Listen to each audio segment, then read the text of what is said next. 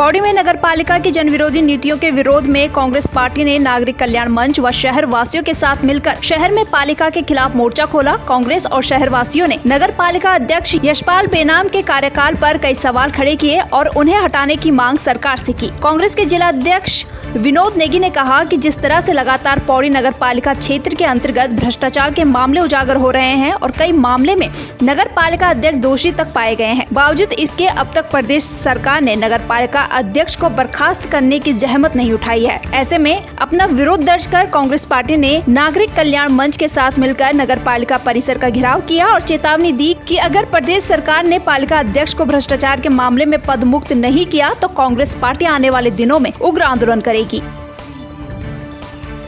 देख रहे होंगे कि नगर पालिका लगातार विवादों में घिरी हुई है और नगर पालिका प्रशासन पे ये आरोप सिद्ध भी हो चुके हैं। पूर्व में जो इन्होंने भ्रष्टाचार किए थे उनके लगभग 6-7 आरोप इन पे सिद्ध हुए हैं, जिस पे कि अभी भी तत्कालीन सरकार ने कोई कार्रवाई नहीं की। और हम सब लोगों ने इस तरह का मन यहाँ पर इसलिए बनाया क्योंकि जब पानी सर से ऊपर हो जाता है फिर उसके बाद किसी न किसी को बाहर निकलना ही पड़ेगा। और शहर की गतिविधियाँ आप देखें तो शहर में दुनिया भर की प्रॉब्लमें जो नज़र आ रही हैं आम जनमानस को, आपने देखा होगा कि तो सड़कों के खस्ते हाल हैं, जैसे नालियों का जो है, नालियों में दुनिया भर का जो गंदगी है वो उसकी सफाई का जो नगर पालिका का मुख्य आदेश होता है उस पर नगर पालिका भटक चुकी है। और आपने देखा होगा छत्तीसधार में भी पूर्व में जो पत्थर का घपला हुआ उसमें भी जो है नगर पालिका मौन व्रत रख के बैठी हुई है और उस पर कोई कार्रवाई नहीं हुई। हमारी मांग है कि जब छत्तीसधार में वो आरोप सिद्ध हो चुके हैं और अन्य आरोप भी नगर पालिका अध्यक्ष पर सिद्ध हुए हैं तो इनको तत्काल अपने पद से इस्तीफा देना चाहिए। यहाँ पर एक छत्तीसधार में उसकी पत्थर की कटिंग थी जो कि आप देखिए कि 100-150 मीटर है और 2 करोड़ 54 लाख का वो काटा गया है केवल एक पत्थर। और उसके बाद वो सिद्ध हो चुका है भ्रष्टाचार। अभी नीचे कांजी वो बना है स्लेटर हाउस है जो वो बनाए गए हैं, उसमें पहले तो सारे नियमों को दरकिनार किया गया है और उसके बावजूद बाद में जो है कि बिना काम हुए भुगतान कर दिया गया है, वो भी आरोप सिद्ध हो गया है। उसके बाद वहाँ पे पार्किंगें बनाई गई है जो बिना काम पूरा हुए एडवांस में उसका जो है भुगतान कर दिया गया है, वो भी सिद्ध हो चुका है। इस तरह के बहुत तमाम मुद्दे हैं जो सिद्ध हो चुके हैं और उसके बाद में अभी तक सरकार ने नहीं हटाया है। प्रदेश में लगातार पेपर लीक प्रकरण से नाराज कांग्रेस, यूथ कांग्रेस, NSUI कार्यकर्ता व पदाधिकारियों ने स्टेशन तिराहे पर संयुक्त रूप से CBI जांच की मांग करते हुए प्रदेश सरकार का पुतला फूंका और सरकार के खिलाफ जमकर नारेबाजी की। इस दौरान सभी ने आक्रोश व्यक्त करते हुए कहा कि जहां एक और युवा बेरोजगारी की कगार पर है तो वहीं किसी भी विभाग में भर्ती आने के बाद युवा दिन रात मेहनत करके तैयारी करता है और भर्ती परीक्षा देता है, लेकिन अगले ही दिन पता चलता है कि पेपर लीक हो गया है, जिससे कि युवा बेरोजगार हताश और निराश हो जाता है। पेपर यहाँ पे भाजपा सरकार द्वारा बार लीक किए जा रहे हैं। इससे जो हमारे युवा हैं वो काफ़ी परेशान हो चुके हैं। हमारी सरकार से यही मांग है कि बार ऐसा ना किया जाए। अगर बार अगर ऐसा होता है हम चाहते हैं कि हम युवाओं के द्वारा एक CBI जांच की जाए, तो लोग हम युवाओं को यहाँ पे हमको उच्च कदम उठाए जाएंगे। यहाँ पे हमने यहाँ सभी युवा कांग्रेसियों ने, ब्रॉड कांग्रेस, NSUI सभी ने मिलकर हमारे प्रदेश में चल रही जो भर्ती घोटाले की जो मांग है उसकी जो CBI जांच हो, वो ये मांग को लेकर हमने यहाँ पर आज पुतला दहन किया है। आज देख सकते हैं कि उत्तराखंड सबसे बेरोजगार वाला प्रदेश बन चुका है और उसके बाद रोजगार के कोई साधन आते हैं तो पेपर हो जाते हैं, फिर उसके बाद पेपर लीक की जो घटना आती है सामने, फिर उससे युवा मायूस हो जाता है। युवा 4-5 साल मेहनत करके किसी सरकारी पेपर की तैयारी करता है और पेपर देता है, उसके बाद उसे दूसरे दिन पता चलता है उसका पेपर लीक हो गया। हमारे युवाओं को ठगने का जो कार्य किया जा रहा है उसको लेकर उसके विरोध प्रदर्शन में सरकार का हमने पुतला दहन किया है और सरकार होश में है और युवाओं को ठगना बंद करे, इसको लेकर हमने आज पुतला दहन किया है। आपको सबको विदित है कि लगातार प्रदेश में पेपर लीक के मामले सामने आ रहे हैं। एक तरफ सरकार पेपर परीक्षाएं करवाती हैं, उसके बाद कुछ ही टाइम में बाद पता चलता है कि पेपर लीक हो गया है, जिसका समस्त यूथ कांग्रेस घोर निंदा करती है और सरकार को चेताना चाहती है कि इस तरीके के कार्य ना करे जाएं। अगर इस तरीके के कार्य और युवाओं को ठगने का कार्य सरकार करेगी तो युवा कांग्रेस सड़कों में से लेकर सदन तक प्रदर्शन करने का कार्य करेगी। लालकुआं क्षेत्र के अंतर्गत आने वाले दर्जनों पूर्व सैनिकों ने तहसील प्रांगण में केंद्र सरकार के खिलाफ आक्रोश जताते हुए नायब तहसीलदार को महामहिम राष्ट्रपति के नाम ज्ञापन सौंपकर 1 रैंक 1 पेंशन में संशोधन की मांग उठाई। लालकुआं पूर्व सैनिक संगठन के अध्यक्ष खिलाफ सिंह के नेतृत्व में एकत्रित हुए दर्जनों पूर्व सैनिकों ने तहसील प्रांगण में पहुंचकर नायब तहसीलदार राजीव वर्मा को महामहिम राष्ट्रपति के नाम ज्ञापन सौंपा। उन्होंने मांग की है कि 1 रैंक 1 पेंशन OROP 2 को संशोधन कर सभी रैंकर्स को एक समान लाभ दिया जाए। उन्होंने केंद्र सरकार और रक्षा मंत्रालय से तत्काल विसंगति दूर कर संशोधन के लिए निर्देशित करने की मांग की है।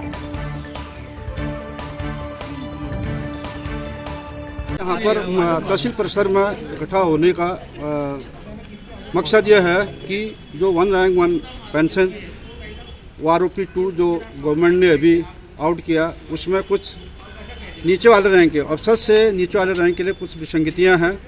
इनको गवर्नमेंट ने 1 रैंक 1 पेंशन 2 में नहीं दिया है।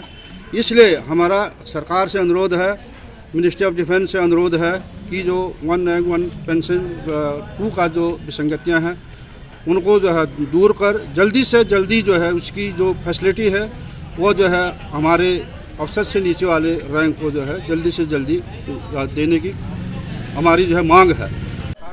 देश को सर्वश्रेष्ठ मान करके ही हम सैनिक हैं।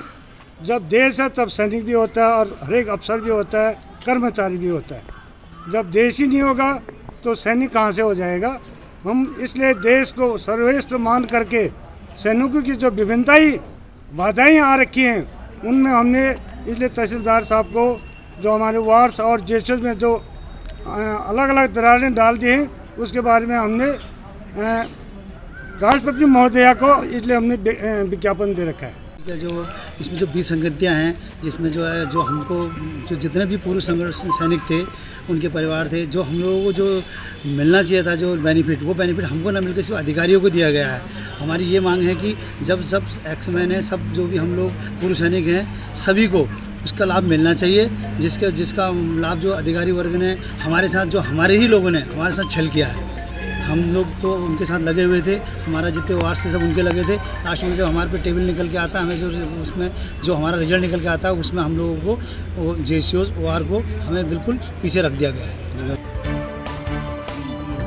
हल्द्वानी में एसएसपी पंकज भट्ट ने 2 खुलासे किए हैं। नशे के खिलाफ चलाए जा रहे अभियान में पुलिस को बड़ी सफलता मिली और काठगोदाम थाना व एसओजी की संयुक्त टीम ने 105 ग्राम स्मैक के साथ उत्तर प्रदेश निवासी तस्कर को पकड़ा। आरोपी हल्द्वानी में कबाड़ का काम करता था और अपने गांव जाकर कई बार स्मैक हल्द्वानी लेकर आता था। इसके अलावा एसएसपी पंकज भट्ट ने चैन स्नैचिंग के मामले का भी खुलासा किया है। मुखानी थाना क्षेत्र में भी घटना को 23 वर्षीय पीलीभीत निवासी युवक ने अंजाम दिया था, जो हल्द्वानी में किराए के मकान पर रह रहा था। एसएसपी पंकज भट्ट ने बताया कि आरोपी अनुराग गंगवार के पास से एक पीली धातु की चैन बरामद की गई है।